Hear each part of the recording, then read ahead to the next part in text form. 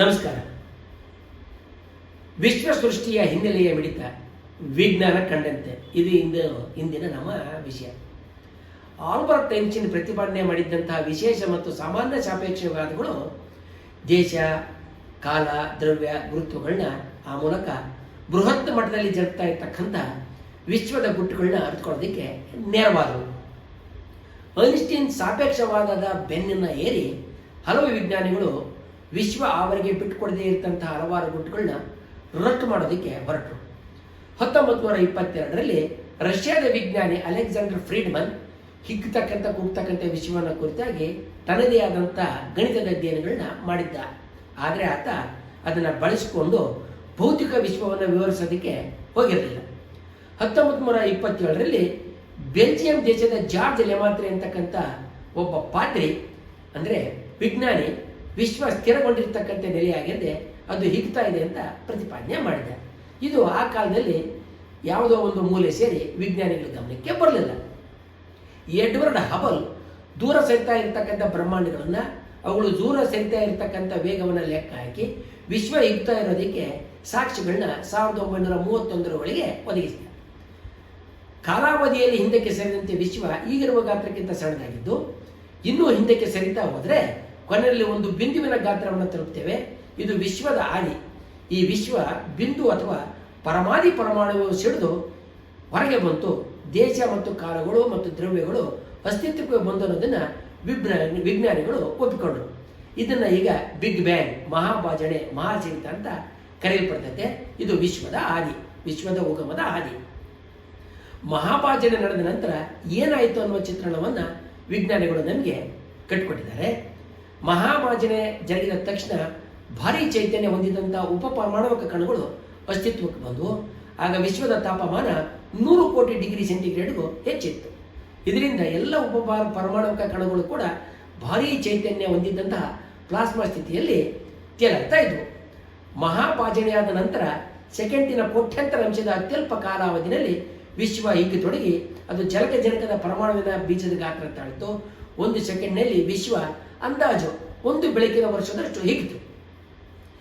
ಮಹಾಭಾಜನೆ ನಡೆದ ಅಂದಾಜು 3 ನಿಮಿಷಗಳು ಆಗೋಷ್ಟರಲ್ಲಿ ಜಲಜನಕ ಮತ್ತು ಹೀಲಿಯಂ ಧಾತುಗಳ ಬೀಜಗಳು ಅಂದರೆ ಪ್ರೋಟಾನ್ಗಳು ಅಸ್ತಿತ್ವಕ್ಕೆ ಬಂದವು. ಅಧಿಕ ತಾಪಮಾನದಿಂದ ಭಾರೀ ಚೈತನ್ಯ ಹೊಂದಿದ್ದಂತಹ ಎಲೆಕ್ಟ್ರಾನ್ಗಳನ್ನ ಹಿಡಿದಿಟ್ಟುಕೊಳ್ಳೋದು ಸಾಮರ್ಥ್ಯ ಈ ಪ್ರೋಟಾನ್ಗಳಿಗೆ ಇರಲಿಲ್ಲ. ಆದ್ದರಿಂದ ಎಲೆಕ್ಟ್ರಾನ್ಗಳು ಮುಕ್ತವಾದಂಥ ಸ್ಥಿತಿಯಲ್ಲಿ ತೇಲಾಡ್ತಾ ಇದ್ವು. ಮಹಾಭಾಜನೆ ಆದಾಗ ಹೊಮ್ಮಿದ ಫೋಟಾನ್ಗಳನ್ನ ಮುಕ್ತ ಸ್ಥಿತಿಯಲ್ಲಿದ್ದಂಥ ಎಲೆಕ್ಟ್ರಾನ್ಗಳು ಸೆರೆ ಹಿಡಿದು ಚದುರಿಸಿದವು. ಇದರಿಂದ ಬೆಳಕು ಹೊರಹೋಗದಂತೆ ಆಗಿ ಮೊಬ್ಬು ಕವಿದ ಸ್ಥಿತಿ ಇತ್ತು. ಈ ಸ್ಥಿತಿನಲ್ಲಿ ವಿಶ್ವ ಮನುಷ್ಯನ ಕಣ್ಣಿಗೆ ಕಾಣದ ಭಾರಿ ಸಣ್ಣ ತರಂಗಾಂತರದ ವಿಕಿರಣ ಅಥವಾ ಕಿತ್ತಳೆ ಬಣದಿಂದ ಬೆಳಗ್ತಾ ಇತ್ತು. ಇದು ಮುಂದಿನ 3,88,000 ವರ್ಷಗಳ ಕಾಲ ಮುಂದುವರಿತು. ಮುಂದಿನ ದಶಲಕ್ಷ ವರ್ಷಗಳಲ್ಲಿ ವಿಶ್ವ ಹಿಗ್ತಾ ತಣ್ಣಗಾಗ್ತಾ ಬಿಳಿಯಾದ ಬಣ್ಣ ಸೂಚಿಸ್ತಕ್ಕಂಥ ಅಥವಾ ವಿಕಿರಣ ಸೂಚಿಸ್ತಕ್ಕಂಥ ತಾಪಮಾನವನ್ನು ತಲುಪಿತು. ಮಹಾಭಾಜನೆ ನಡೆದ 3,88,000 ವರ್ಷಗಳು ಕಳೆದ ನಂತರ ವಿಶ್ವದ ತಾಪಮಾನ ಅಂದಾಜು 3,000 ಕೆಲ್ವಿನ್ ಅಂದರೆ ಸರಿಸುಮಾರು 7,000 ಡಿಗ್ರಿ ಸೆಂಟಿಗ್ರೇಡ್ ತಾಪಮಾನಕ್ಕೆ ಇಳಿತು. ಈ ತಾಪಮಾನದಲ್ಲಿ ಮುಕ್ತ ಸ್ಥಿತಿಯಲ್ಲಿದ್ದಂಥ ಎಲೆಕ್ಟ್ರಾನ್ಗಳನ್ನ ಪ್ರೋಟಾನ್ಗಳು ಸೆರೆ ಹಿಡಿದು ಬಂಚಿದವು. ಹೀಗೆ ಬಂಧಿಸಲ್ಪಟ್ಟಾಗ ಪರಮಾಣು ಅಂದರೆ ಮೊದಲನೆಯ ಧಾತು ಜಲಜನಕ ರೂಪುಗೊಂಡಿತು. ಪ್ರೋಟಾನ್ ಮತ್ತು ಎಲೆಕ್ಟ್ರಾನಿಕ್ ತಮ್ಮ ಆವಿಷ್ಟಗಳನ್ನ ಪರಸ್ಪರ ರದ್ದುಗೊಳಿಸಿಕೊಂಡಿದ್ದರಿಂದ ಪರಮಾಣು ಎಲೆಕ್ಟ್ರಾನಿಕ್ ತಟಸ್ಥ ಸ್ಥಿತಿಗೆ ತಲುಪಿತು.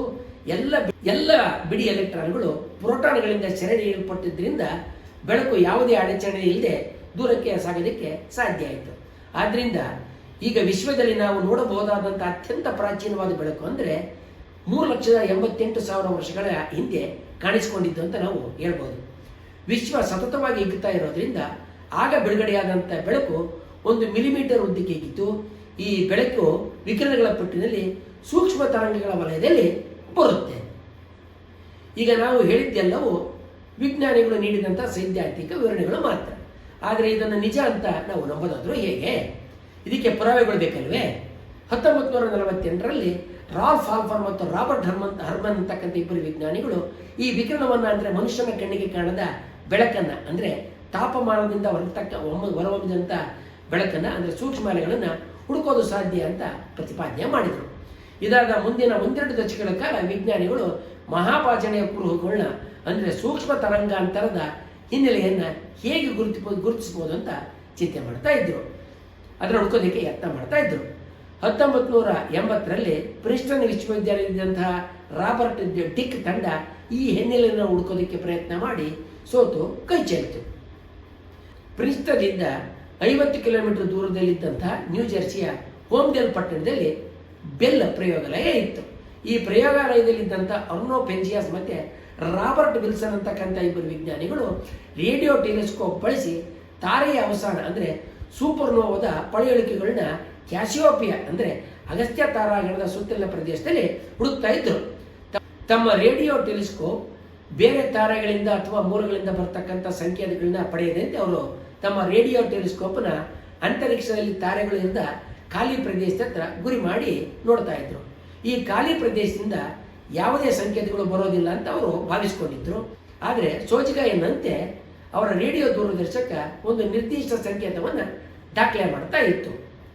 ಈ ಸಂಕೇತ ಬೇರೆ ಎಲ್ಲಿಂದಲೋ ಬಂದಿರಬಹುದು ಅಂತ ಅವರು ಭಾವಿಸಿ ಅದು ಎಲ್ಲ ಬಗೆಯ ಎಲೆಕ್ಟ್ರಾನಿಕ್ ಶೋಧಗಳನ್ನ ಹಾಕಿ ಬೇಕಿಲ್ಲದ ಸಂಕೇತಗಳನ್ನ ತೆಗೆದು ಕೇರಿ ಸೋಸಿ ಹೊರತೆಗೆದ್ರು. ಹಾಗೆ ಹೊರತೆಗೆದ ನಂತರ ಕೂಡ ಆ ಸಂಕೇತ ಹಾಗೆ ಉಳಿದಿತ್ತು. ತಕ್ಷಣವೇ ಅವರು ವಿಶ್ವದ ಎಲ್ಲ ಕಡೆ ತಿರುಗಿಸಿ ನೋಡಿದಾಗಲೂ ಕೂಡ ಈ ಸಂಕೇತ ಇರೋದು ಮತ್ತು ಅದು ಒಂದೇ ರೀತಿಯಲ್ಲಿ ಇರೋದು ಅವರಿಗೆ ಸ್ಪಷ್ಟವಾಯಿತು. ತಕ್ಷಣವೇ ಅವರಿಗೆ ಮಹಾಪಾಚನೆ ನಡೆದ 3.8 ಲಕ್ಷ ವರ್ಷಗಳ ಹಿಂದೆ ಜರುಗಿದ ಘಟನೆಯ ಪಳವಳಿಕೆ ಇದಾಗಿದ್ದು, ಇದು ವಿಶ್ವ ಹಿಗ್ಗಿದಂತೆ ಸಮರೂಪದಲ್ಲಿ ಎಲ್ಲ ಕಡೆನೂ ಹರಡಿಕೊಂಡಿದೆ ಅಂತಕ್ಕಂಥ ತೀರ್ಮಾನಕ್ಕೆ ಬರೋದಕ್ಕೆ ಕಾರಣ ಆಯಿತು. ಇದನ್ನು ಅವರು ವಿಶ್ವದ ಸೂಕ್ಷ್ಮ ತರಂಗ ಹಿನ್ನೆಲೆ ಅಥವಾ ಕಾಸ್ಮಿಕ್ ಮೈಕ್ರೋವೇವ್ ಬ್ಯಾಕ್ಗ್ರೌಂಡ್ ಅಂತ ಕರೆದರು. ಇದನ್ನು ಸಂಕ್ಷಿಪ್ತವಾಗಿ ಈಗ CMB ಅಂತ ಕರೆಯಲಾಗ್ತಾ ಇದೆ. CMB ಕೇವಲ ಒಂದು ತರಂಗಾಂತರ ಆಗಿದ್ದೆ ಹಲವು ತರಂಗಾಂತರಗಳ ಗುಚ್ಛೆಯಾಗಿದ್ದು 2.7 ಡಿಗ್ರಿ ಕೆಲ್ವಿನ್ ತಾಪಮಾನದ ವಿತರಣವನ್ನು ಸೂಚಿಸುತ್ತದೆ. ಈಗ ವಿಜ್ಞಾನಿಗಳು ತಾಪಮಾನವನ್ನು 2.7254 ಅಂತ ಕರಾರುವಕ್ಕಾಗಿ ನಿರ್ಧಾರ ಮಾಡಿದ್ದಾರೆ. ನಾವಿರುವ ಭೂಮಿ ಮಹಾಪಾಚನೆಯ ನಂತರದ ವಿಶ್ವದ ಎಲ್ಲ ಕಡೆ ಹರಡಿಕೊಂಡಿರ್ತಕ್ಕಂಥ ಈ ಹಿನ್ನೆಲೆ ಸೂಕ್ಷ್ಮ ತರಂಗದಲ್ಲಿ ಮುಳುಗಿ ಹೋಗಿದೆ. ವಿಶ್ವದಲ್ಲಿ ಎಲ್ಲ ಕಡೆ ಗುರುತಿಸಲಾಗಿರ್ತಕ್ಕಂಥ ಈ ಸೂಕ್ಷ್ಮ ತರಂಗದ ಹಿನ್ನೆಲೆ ಮಹಾಪಾಚನೆ ವಧಕ್ಕೆ ಅಂದರೆ ಬಿಗ್ ಬ್ಯಾಂಗ್ ವಧಕ್ಕೆ ಅಲ್ಲಗಳೆಯಲಾಗದೇ ಇರತಕ್ಕಂಥ ಸಾಕ್ಷ್ಯವನ್ನು ಒದಗಿಸಿದೆ. ವಿಶ್ವದ ಹಿನ್ನೆಲೆ ಸಂಕೇತಗಳನ್ನು ಪತ್ತೆ ಹಚ್ಚಿದ್ದಕ್ಕೆ 1978ರಲ್ಲಿ ಪೆನ್ಜಿಯಾಸ್ ಮತ್ತು ವಿಲ್ಸನ್ ನೊಬೆಲ್ ಪ್ರಶಸ್ತಿ ಪಡೆದರು. ನಂತರದ ದಿನಗಳಲ್ಲಿ ವಿಶ್ವದ ಹಿನ್ನೆಲೆಯಲ್ಲಿ ಎಲ್ಲ ಕಡೆ ಹರಡಿಕೊಂಡಿರ್ತಕ್ಕಂಥ ಸೂಕ್ಷ್ಮ ತರಂಗವನ್ನು ಹಲವಾರು ಕೃತಕ ಉಪಗ್ರಹಗಳ ಮೂಲಕ ಅಳೆಯಲಾಯಿತು. ಇದರಿಂದ ಈ ಹಿನ್ನೆಲೆಯ ಸಂಕೇತದಲ್ಲಿ ಅತಿ ಸೂಕ್ಷ್ಮವಾದ ವ್ಯತ್ಯಾಸಗಳಿರೋದನ್ನು ಕೂಡ ಗುರುತಿಸಲಾಯಿತು. ಈ ವ್ಯತ್ಯಾಸಗಳು ಏಕಿದ್ದಾವೆ? ಸೂಕ್ಷ್ಮ ತರಂಗದ ಹಿನ್ನೆಲೆ ವಿಶ್ವವನ್ನು ಕುರಿತಾದ ಯಾವ ಗುಟ್ಟುಗಳು ನಮಗೆ ಈವರೆಗೆ ಬಿಟ್ಟುಕೊಟ್ಟಿದೆ ಅನ್ನೋದನ್ನು ನಾವು ಮುಂದಿನ ವಿಡಿಯೋಗಳಲ್ಲಿ ನೋಡೋಣ. ಕೊನೆಯದಾಗಿ ಒಂದು ಮಾತು, ಉಪನಿಷತ್ತಿನ ಋಷಿಮುನಿಗಳು ಮಹಾಪಾಚನೆಯ ಬಗ್ಗೆ ತಿಳಿದಿದ್ರು.